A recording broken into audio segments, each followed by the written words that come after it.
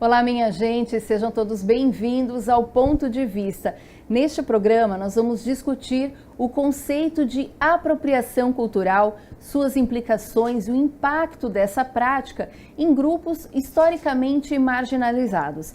Ao meu lado está a advogada e professora Valesca Miguel para trazer o seu ponto de vista sobre esse tema. Valesca, tudo bem? Muito obrigada por participar. Olá Carla, olá a todos e todas. Obrigada pelo convite, vai ser ótimo fazer esse debate tão relevante para a sociedade. Exatamente, a gente começa já querendo entender esse conceito, né, apropriação cultural, o que vem a ser esse conceito e quais as implicações ele pode trazer para a sociedade. Claro, a apropriação cultural sempre foi utilizado para evidenciar o uso inadequado e a ausência de reconhecimento aos itens históricos, arte, objetos, vestimentas de grupos que são historicamente, como você colocou, marginalizados, vulnerabilizados, ou seja, que sofrem discriminação, em razão de toda uma construção histórica que os colocaram ali apartados de reconhecimento.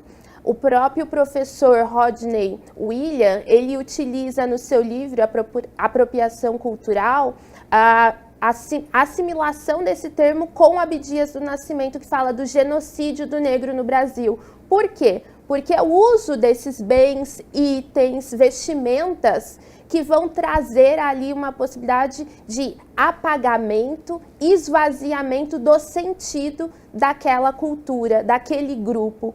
E isso é a apropriação cultural, ou seja, você utilizar aquilo fora do contexto e sem dar voz a quem realmente pertence. Quando a gente pensa assim, em utilizar fora do contexto, né? Eu gostaria que você trouxesse para a gente aqui, até para o público de casa, entender melhor quais são os tipos mais comuns, né? Então eu acho que a gente pode pensar, por exemplo, em relação ao negro, usar um turbante ou, por exemplo, uma trança como a que você usa, uma pessoa branca como eu, isso seria uma apropriação indevida? Perfeito, excelente pergunta, porque isso acaba sendo quando se vê que na pessoa colocada como branca, utilizar esses itens, o turbante, as tranças, é visto como bonito, exótico e ela acaba sendo acolhida. Quando as pessoas negras fazem uso, muitas vezes já são discriminadas pensando que é uma religião de tradição de matriz africana, que muitas vezes é demonizada e aquela pessoa não é recebida. As tranças nas pessoas negras muitas vezes é utilizada para falar que aquela pessoa não se cuida, que é sujo. E isso acontece nos dias de hoje, é visto como algo não aceitável, não belo. Sendo que quando é uma pessoa branca que utiliza, isso é visto como algo diferente, legal, cool, né? Aceitável. E isso é um uso fora do contexto, porque para uns grupos podem, para aquele que é pertencente, é tradição, é a sua origem, isso é visto com um olhar discriminatório. Então, isso é um uso fora do contexto. E o apagamento também, o esvaziamento do sentido. As tranças, quando usa as tranças nagô, de raiz, ela tem todo um histórico ali de como que era durante a escravidão, as mulheres e homens negros tinham os cabelos trançados, que era visto como rotas, inclusive, né, de fuga das senzalas. A gente tem as tradições dos turbantes, tem toda uma história atrelada à religiosidade, atrelada ao cuidado, à cabeça, né, que é algo tão sagrado. Então, quando a gente esvazia esse sentido, está sendo ali negado, que é o que o Abdias do Nascimento usa, é o genocídio, que é o apagamento, esvaziamento, marginalização de uma cultura. Mas isso só para a gente entender, por exemplo, quando a gente conhece pessoas praticantes de religiões afrodescendentes, é comum elas utilizarem, né? Perfeito. E não só as pessoas que são de pele preta, mas as brancas também usam, né? O turbante, usam tranças. Aqui nós temos um carnaval muito forte, né, no Brasil, isso é muito significativo. No carnaval as pessoas também acabam usando, principalmente na Bahia, isso é muito comum, né, fazer as tranças, nagô, né, que é aqui que vem direto da raiz, né. isso seria uma apropriação se vem de uma pessoa que quer fazer justamente porque acha bonito, porque quer, de certa forma, homenagear? Seria também uma apropriação cultural? Perfeito. A gente tem 2 pontos. A questão do uso para as pessoas que são de religiões de tradição de matriz africana. Aquilo está resgatando a história. A pessoa faz parte daquele grupo, faz parte daquela religião. Então ali a gente não está tendo uma apropriação, um esvaziamento. A gente está tendo ali um acolhimento e servindo junto com aquele grupo religioso. Isso é uma questão. Quando você usa para a festividade do carnaval, você então está usando como um entretenimento, está esvaziando o sentido daquilo? Eu estou mudando, então eu estou fazendo não porque aquilo é uma apreciação, um cuidado, mas eu estou fazendo aquilo porque é uma festa, é uma fantasia. E esse é o ponto, né? Se eu estou usando porque é uma fantasia, eu estou ali fazendo um uso indevido e fora do contexto. Porque não há fantasia de ser negro, não há fantasia de ser indígena. Isso é discriminatório e vem atrelado a toda a atribuição de privilégio, né, da branquitude, de que aquilo sim eu posso me apropriar, coisificar e falar, eu uso como uma fantasia. Porque na prática ninguém quer ser evidentemente negro em razão de toda a violência e arbitrariedade que padece nessa sociedade. Mas a gente tem o uso também, o que é importante, né? Quando a gente fala, é numa festa de carnaval, né? Que a pessoa tá lá fazendo. O próprio carnaval tem todo um sentido, né? De ali práticas culturais, resgate, né? Dependendo dos temas ali trazidos também da cultura. Mas quando é utilizado para inferiorizar ou só naquele ponto, é visto também como exótico e não como um resgate cultural. E isso também acaba violando. Você trouxe o exemplo da Bahia, que as pessoas utilizam. Mas também qual é o sentido, né, de que está sendo utilizado? É como uma fantasia ou eu realmente estou ali fazendo um resgate histórico? E esse é o ponto que pode chegar ao que a gente chegou no blackface, né? Que é utilizar para entretenimento, né? Uso indevido e fora do contexto é achar que pode fazer piadas, brincadeiras, usando ali toda uma construção cultural, artística da população que foi historicamente e é ainda discriminada, seja a população negra no Brasil e povos originários. Até você comentou, né, sobre os indígenas, a gente já não vê mais, e quando vê, a gente percebe que nas mídias saem muitos comentários quando as pessoas, até mesmo no carnaval ou qualquer festa em que permite-se uma fantasia, as pessoas usam a fantasia, né, do homem índio, né, colocam ali criancinhas, né, principalmente quando a gente tem, né, o Brasil é muito folclórico, então tem ali o dia do índio, faz aquelas memórias, né? Só que até então a gente recebia essas celebrações nas escolas muito assim, é o dia do índio tal, e coloca uma peninha na cabeça, faz uma pintura no rosto e tudo bem, vai embora para casa. Mas é muito mais do que isso, né? Porque senão pode se tornar depreciativo. Acho que é esse o sentimento que vocês têm. Não é nem só apenas isso, mas é que aí você não está ali valorizando toda uma bagagem cultural que foi impactante para a formação do Brasil. O Brasil, ele só foi constituído em razão dos povos originários, indígenas e africanos. Então, quando a gente acha que é só colocar ali uma pena, né, a gente está esquecendo a linguagem, estamos esquecendo das vestimentas, das tradições alimentares, da ancestralidade que carrega toda a religiosidade dos povos originários, das tradições africanas, o cuidado com a alimentação, o cuidado com a vestimenta, o cuidado também com os seus próprios cabelos, a valorização e principalmente também o reconhecimento de que ser negro não é uma inferiorização, né? Que é o racismo que muitas vezes faz com que se internalize como tudo atrelado à negatividade. Então, quando a gente tem esse olhar de apagamento, de uso indevido, a gente está negando todas essas bases históricas que formaram o Brasil. né? O Brasil mesmo só existe, tem nomes, né, que é populares que a gente usa hoje, atrelada ainda a povos originários indígenas. Então, a apropriação cultural, quando a gente vê, é exatamente quando esquece todas essas contribuições. E mais, né, quando esquece a contribuição, também faz o uso, né, daquilo como se pudesse pegar e falar, eu uso como eu quiser, né? Faço o que eu quiser. É, de novo, a coisificação, a objetivização daquele item, daquele bem, daquela cultura. E a gente, como você colocou, é um povo miscigenado. O Brasil é formado de diversas culturas. E aí vem a diferença. Qual é a cultura valorizada? Qual que é o reconhecimento, né, que a gente atribui ali a todos que formaram? Né? Quando a gente esquece, a gente não está valorizando. E isso é totalmente ofensivo. Eu gostaria que você trouxesse para a gente alguns exemplos práticos, né? Quais são os mais comuns exemplos de apropriação cultural na sociedade contemporânea? A gente tem a rede social que acho que deve ter muitos casos, né? Eu gostaria que você falasse um pouco para a gente sobre isso.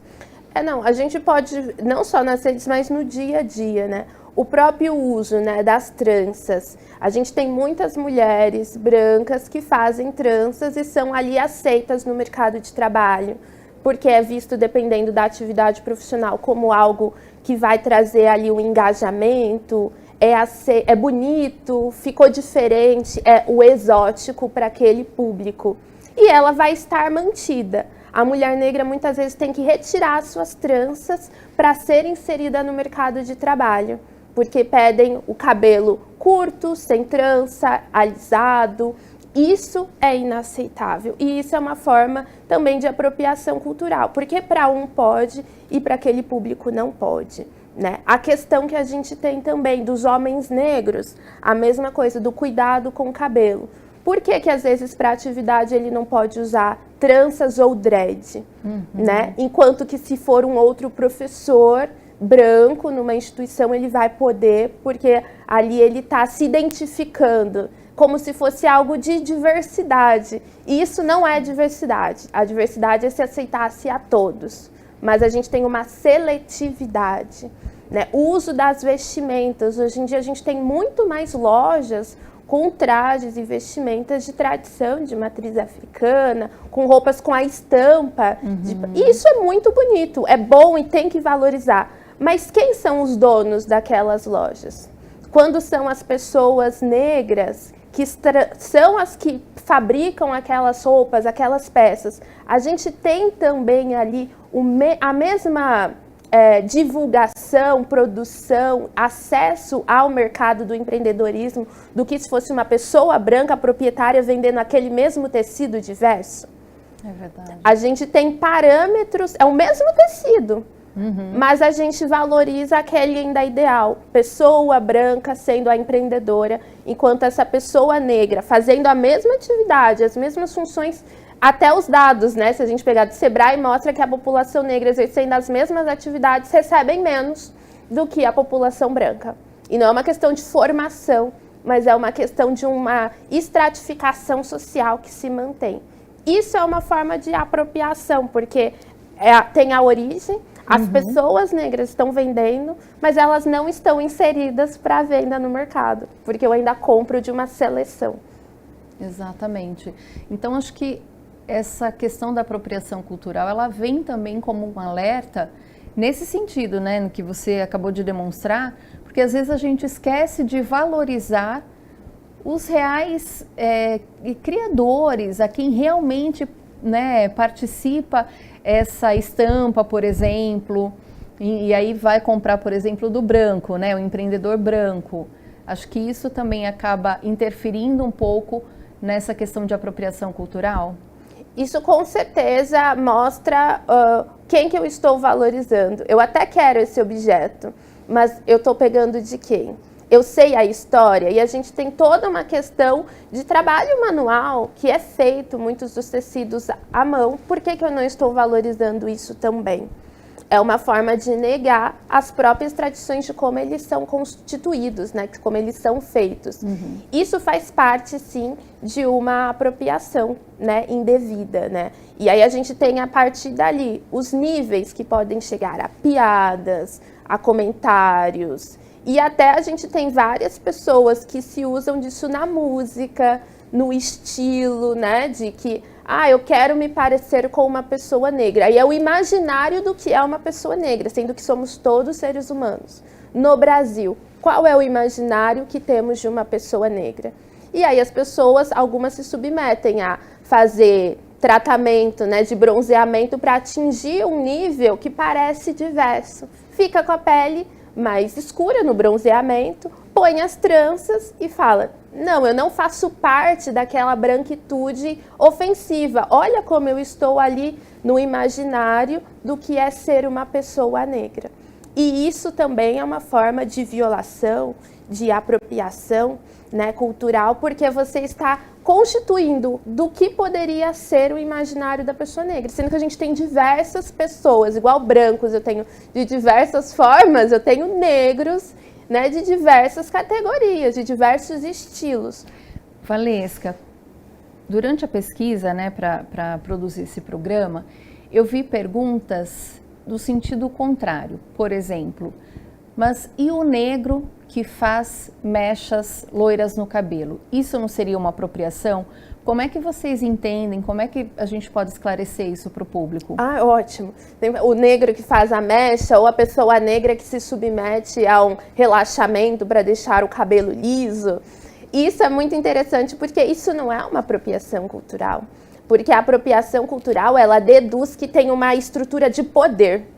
O poder influenciado da constituição histórica do racismo, da discriminação, que é dinâmica, de acordo com a época e o tempo. Sim. Então, quando essa pessoa negra ela decide fazer uma mecha ou se submeter a um processo de alisamento, é uma questão de escolha, talvez uma escolha forçada em razão dos parâmetros sociais do que é belo, aceitável e bonito. Então, ali a gente tem um poder interiorizado que é reproduzido socialmente e naturalizado, porque isso é até incentivado para muitas atividades profissionais. Então, isso não pode se dizer que é apropriação cultural. Se a pessoa resolve fazer uma mecha, ela está mudando a cor do seu cabelo. Como, né? Um monte de gente como hoje muitas em dia pessoas faz, né? Hoje é o que mais tem, né? Assim, e qual é a base cultural, histórica do fazer a mecha? Né, assim, de onde vem, sendo que a gente tem diversos povos que sempre ali tiveram diversas posições com o seu cabelo. Tem alguma questão histórica enraizada a respeito daquilo? Né? Como que também esse grupo marginalizado tem poder de falar que está se apropriando? Sim. Sem poder, a gente não tem como pensar a estrutura. Dentro da estrutura dinâmica do racismo, a gente tem que ele é multifacetado. A apropriação cultural é uma dessas faces, que exige o poder, porque o racismo é uma prática sistemática de violência baseada numa tecnologia de poder, de subalternação e inferiorização. Então, eu não posso alegar que o negro que se submete, ou a pessoa indígena que se submete a alguma outra forma, ela tem poder para se apropriar de algo. Infelizmente, em razão da sociedade desigual, isso não existe. E como você falou, né, em muitos casos, o negro precisa fazer algumas mudanças no cabelo, por exemplo, justamente para ele poder se colocar no mercado de trabalho. Então, acaba sendo quase que a única saída, né? Exato, e às vezes nem a pessoa fala, eu não quero, né? Não, mas se ela não fizer, todo mundo precisa sobreviver, se alimentar, estar no mercado para poder sustentar a família. Então, se não fizer isso, não vai estar inserido. E a gente sabe que o mercado de trabalho é vedado, né? Todas essas formas, porque isso é discriminatório. Mas a pessoa, talvez, né, indiretamente, não é selecionada. E aí vai falar, porque não tem qualificação, mas talvez o seu fenótipo que não é o qualificado, que é o padrão ainda socialmente imposto, um padrão universal, onde o negro ainda é visto como negatividade. Então, essa estrutura, a gente sabe, tem o lei que veda. mas o que aquela subjetividade inconsciente está fazendo? Por isso que a gente tem uma legislação que também reconhece a discriminação indireta, é a ausência. Mas os que estão inseridos, será que são obrigados ainda a se submeterem? Em muitas atividades, ainda sim. Tá. A gente vai para um rápido intervalo, vai tomar uma água, a gente volta daqui a pouquinho falando sobre apropriação cultural.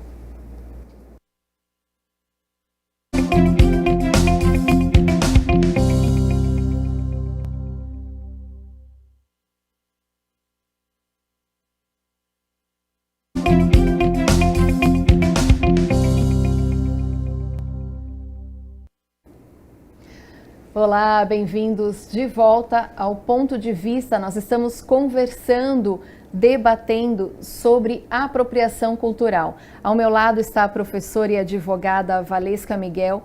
Valesca, eu acho que a gente tem que ressaltar um pouquinho dos reflexos dessa desigualdade, né, e dessa apropriação cultural que acaba causando, né, eu acredito que muitas vezes até sem perceber, outras vezes, infelizmente, na maldade.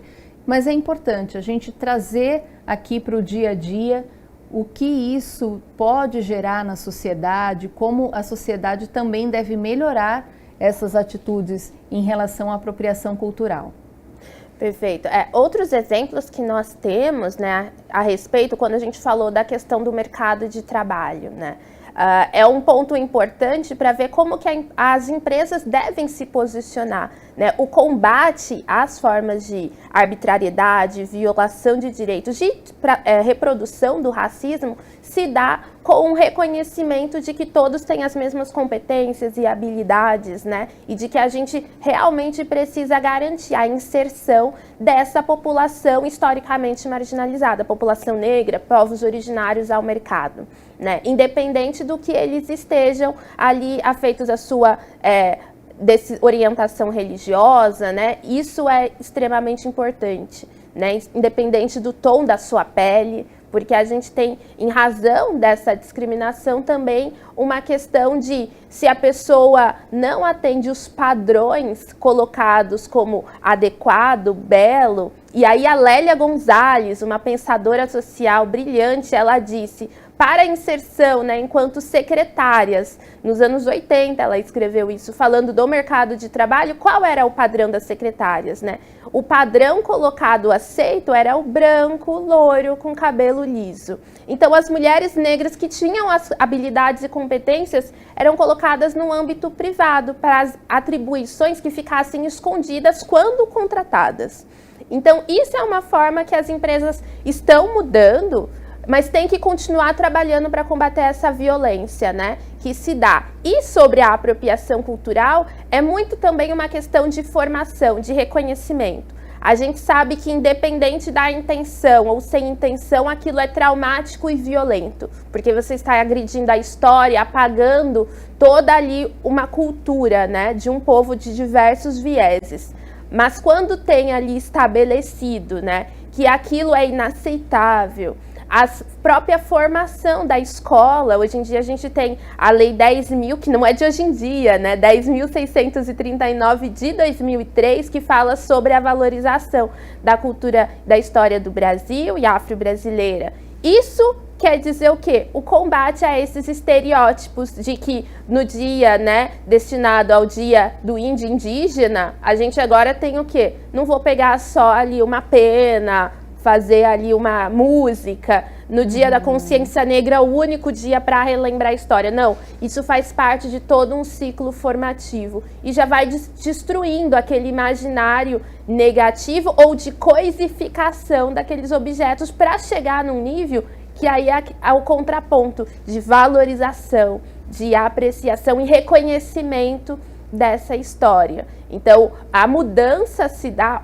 com a formação educacional e para aqueles que já estão no mercado é uma postura de compliance antidiscriminatório nas empresas, né? E também saber que a prática, né, indevida desses usos fora de contexto, isso não posso dizer que é diretamente um crime, porque não está tipificado, mas isso é um crime ético, porque você está apagando toda uma história. E aí a ética para a imagem, no caso do mercado empresarial, isso é muito valorizado. Então, seria uma forma até de desvantagem econômica se a gente pensar numa questão não moral, mas financeira, que é o que impacta a apropriação cultural. Porque a gente tem hoje em dia 56% de população negra, temos reconhecimento e inserção de povos originários nas universidades em razão das cotas, das ações afirmativas. Então, é um público economicamente ativo e que se tem essa questão de violação e apropriação, as empresas que vão acabar perdendo também. Mas é isso que precisa ser observado.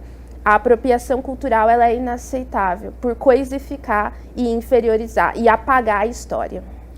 Nós podemos considerar a apropriação cultural como forma de colonização ou exotificação de culturas marginalizadas? Como forma de coisificação, colonização. Com certeza, isso é reflexo de uma história de colonização que se expande para o imperialismo, do que é colocado ali como, e eu repito, né, como o padrão de pensamento, o belo, o perfeito, o intelectual, o capaz. Isso é reflexo da colonização, porque o oposto é aquele que foi denominado como o outro, porque somos nós o padrão, um exemplo da população historicamente colocada, brancos, capazes, belos, ao mesmo tempo que o outro é aquele eivado de negatividade. E isso é um reflexo da colonização, que coisificou, né, povos africanos e indígenas em razão do uso do modo de produção escravista, que se reproduziu depois de forma intelectualizada pela ciência, que, né, fez todos os estudos científicos nas faculdades da medicina, odontologia, e o direito racionaliza essa forma de inferiorização. Então, racionaliza de que forma? Simplificando, né? Racionaliza exatamente trazendo que ali a gente não está falando de uma questão de pessoa que não é capaz, de que não pode, mas eu estou falando, em razão da raça daquela pessoa, ela não vai ter condições de fazer. Então, o direito racionalizou isso. Racionalizou que aquele padrão é o padrão de beleza. Então, tudo aquilo que não é daquele padrão europeu, eurocêntrico, é visto como algo oposto e negativo. Isso é fruto da colonização, que é tem até um autor, Achille Mbembe, camaronês, ele fala sobre o devir negro no mundo. E aí mostra todo um processo de exploração, colonização e imperialismo. Tanto que tudo que foi colocado, né, no desenvolvimento da Europa só se deu com o subdesenvolvimento da África. Exatamente. De todos os países ali do continente africano. Então, isso é reflexo. E chega no Brasil, né, um país inicialmente com modo de produção escravista, depois república, que inicia com toda uma constituição de um país, todos têm direitos iguais, mas foi colocado a superioridade branca. E aí é o Florestan Fernandes, um grande intelectual brasileiro, que estudava a desigualdade racial, e a integração do negro na sociedade de classe, ele fala exatamente, a superioridade branca ainda é valorizada para assumir. Então, isso é um reflexo histórico. A gente passa de um modo de produção escravista para um racismo estrutural. Valesca, a gente ainda pode considerar conceitos como, por exemplo, blackfishing, whitewashing, isso ainda está inserido na sociedade? Perfeito. Estão inseridos esses conceitos na sociedade. Porque são diferentes mecanismos que parece valorizar, mas você está apagando a história. Então, quando a gente fala, né, do uso da imagem do negro por uma pessoa branca, porque quer ter um estilo, né, próximo à negritude, um estilo que parece valorizar, mas ele que está sendo valorizado como, né, uma pessoa diferente, uma pessoa legal, olha como ele é diverso, sendo que a história mesmo de quem é negro, de quem vive, vê que é totalmente, muitas vezes, negado. Até o acesso ao mercado cultural artístico.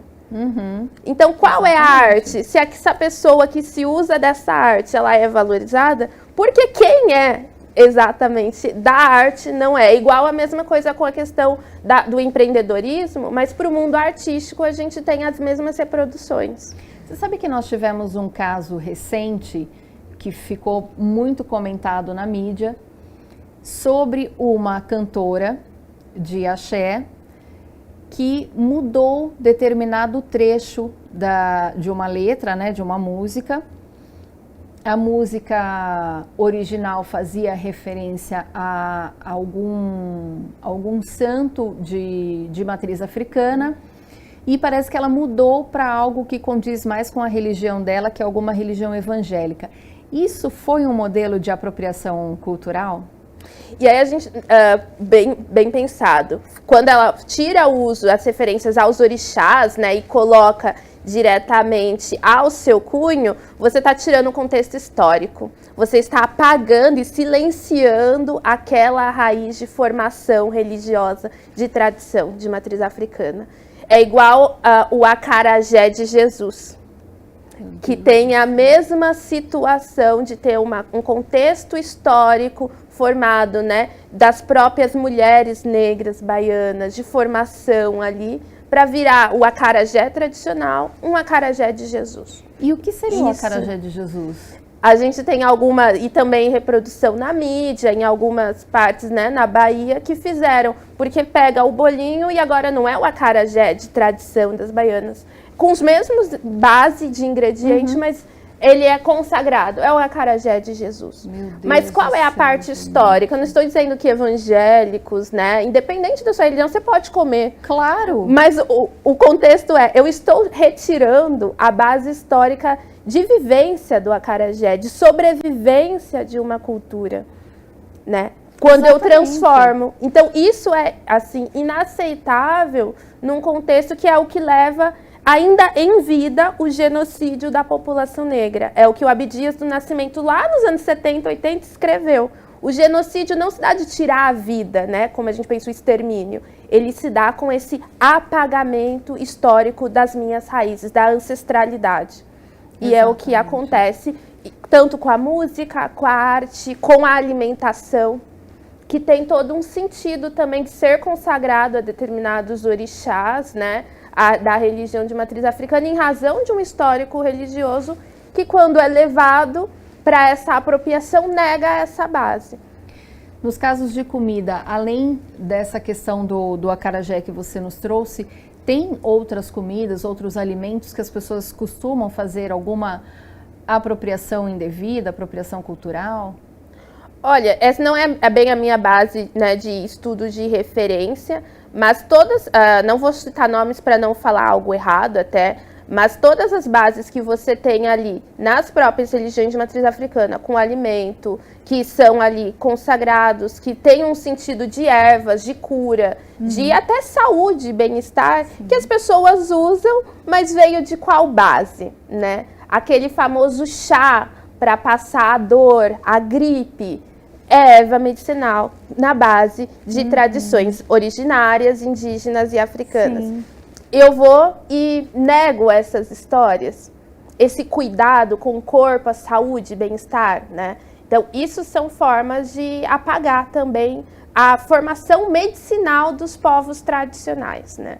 Então, essa parte medicinal, a gente pensa sempre nos intelectuais, né, médico europeu. Não, a gente tem uma base ali de formação no Brasil que foi graças a esses povos que muitos sobreviveram, inclusive na escravidão. Então, esse cuidado tem que ser. Agora, eu não vou te dizer nomes para não cometer uma heresia. Claro, tá certo.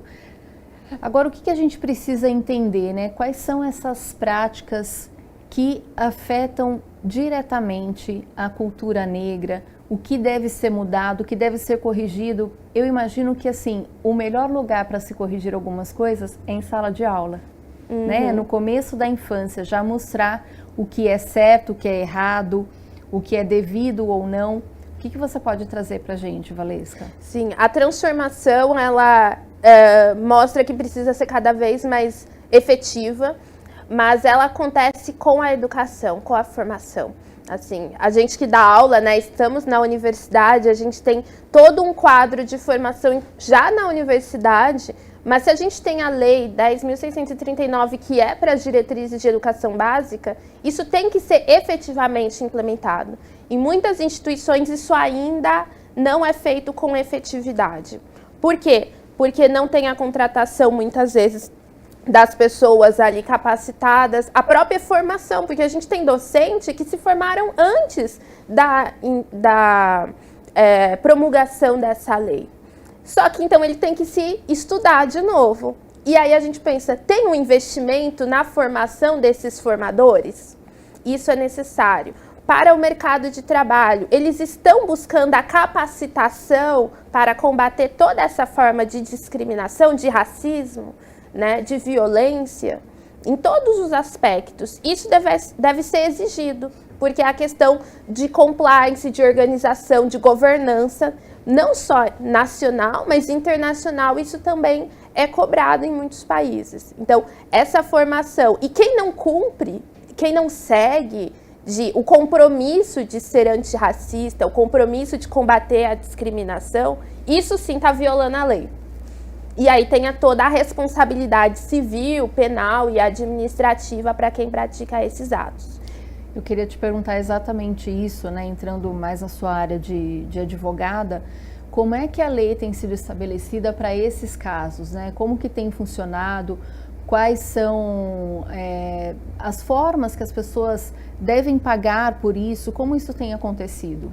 Perfeito. A gente teve, muitas vezes, era reconhecido tudo desclassificado, os crimes de racismo, como injúria racial. Então, a Lei 14.532 de 23, que foi promulgada logo no início, né, da gestão do governo, né, em 2023, a gente tem essa lei como ali a equiparação, ou seja, tipificou o crime de injúria ao crime de racismo, ou seja, é tão violento e agressivo quanto. E nesse caso, as consequências por isso pode ser ali chegar a uma prisão, reforça que é um crime imprescritível e inafiançável, né? Mas isso a gente está resolvendo um problema individual. E o racismo não é individual. Não adianta eu dar um remédio que vai acabar o racismo na sociedade.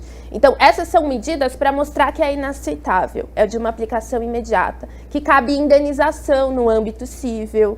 No âmbito da administração pública, se as próprias prefeituras, órgãos públicos, administração indireta, têm a responsabilidade de cumprir os princípios, né, de publicidade, eficiência, moralidade, impessoalidade, legalidade, que é o principal, se tem casos de práticas racistas entre os servidores, qual está sendo a postura da gestão? Responsabilidade administrativa. Será que isso é um ato de improbidade administrativa? A gestão faz essa formação com os seus servidores?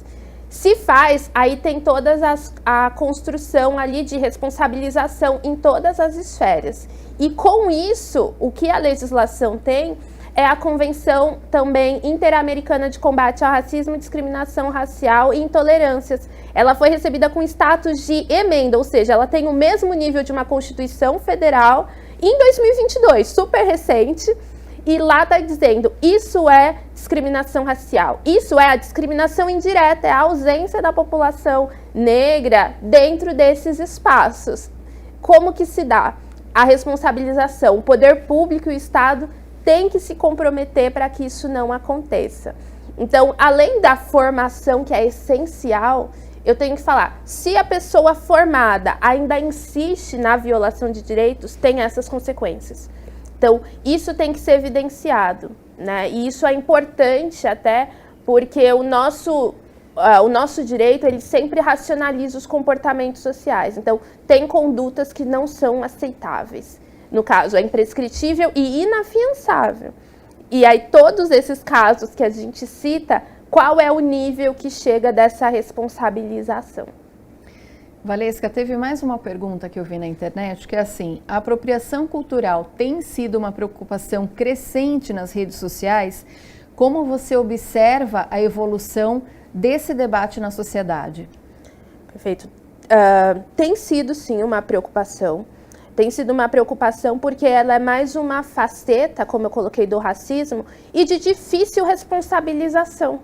Então, ele se torna mais difícil do que aquela pessoa que como a gente via e ainda vê, que pega uma pessoa negra e enforca, né, que não deixa entrar em um espaço. Isso é uma agressão direta. Eu já tenho leis fácil assim, prevista para essa conduta. Agora, para a apropriação cultural, que se dá em diversos âmbitos, no mercado de trabalho, no empreendedorismo, na arte, é muito difícil. Então, por ser difícil de ser responsabilizado, a preocupação vem para tentar eticamente combater essa forma de reprodução. E quando acontece em rede social, acho que fica mais difícil ainda, né? Porque nas redes sociais ainda temos aqueles que pensam assim, bom, aqui eu posso não colocar a minha foto no perfil e me fingir de anônimo que ninguém vai descobrir, né? Claro que juridicamente isso está mudando, mas ainda assim é um local onde as pessoas pensam que não tem lei, né? Esse é o problema, né? Tem toda uma questão de pedido legal de regulamentação das redes sociais, inclusive para não reprodução dessas condutas, dessas práticas discriminatórias, da própria apropriação cultural nas redes, com TikToks da vida, né? Essas coisas que as pessoas podem usar e parece que, de novo, parece valorizar, mas está coisificando e se apropriando. Como eu vou responsabilizar isso? Como eu vou? A nossa lei ainda não abarca, mas a preocupação das pessoas de apresentarem que isso é uma violação é uma forma de tentar conscientizar. Mas é muito difícil em razão da dimensão das redes. Mas a melhor forma é a luta pela regulamentação e o controle. E todos cientes, né? Ninguém fica escondido nas redes sociais, né? Tem toda uma tecnologia hoje que consegue identificar, que consegue vasculhar e pensa que é um crime ainda mais grave nas redes, porque é um crime federal. Então, a gente tem todo um outro arcabouço legal de responsabilização também, que deve ser bem observado. Valesca, nós estamos caminhando para o fim do nosso programa e eu gostaria que você desse aqui as suas considerações finais, o seu ponto de vista sobre apropriação cultural. Bom, obrigada, né, por estarem conosco até aqui. E é importante pensar que a apropriação cultural nunca deve ser naturalizada ou normalizada. Quando é apontado que é um apagamento, no mínimo deve ter essa outra pessoa que foi ali apresentada como uma pessoa que se apropriou, que apagou historicamente alguma arte, cultura do outro, que seja colocada ali como uma forma de formação, que vá buscar, antes de achar que está sendo ali arbitrariamente questionado. Porque a apropriação, como a gente viu, a apropriação cultural, ela se dá nas relações sociais e muitas vezes de difícil identificação. Então, o ponto de vista, né, exatamente vamos cada vez mais estudar os povos, todas as culturas, para que a gente não fique aí cometendo, né, totalmente esses crimes, essas violações, mas que a gente sim valorize e aprecie com reconhecimento. Tá ótimo, Valesca, muito obrigada por vir até aqui, por participar desse programa, trazer o seu conhecimento. Eu que agradeço, um prazer estar com vocês. Eu que agradeço vocês também que nos acompanharam aí pelas telas e continue com a gente acompanhando a nossa programação. Tchau!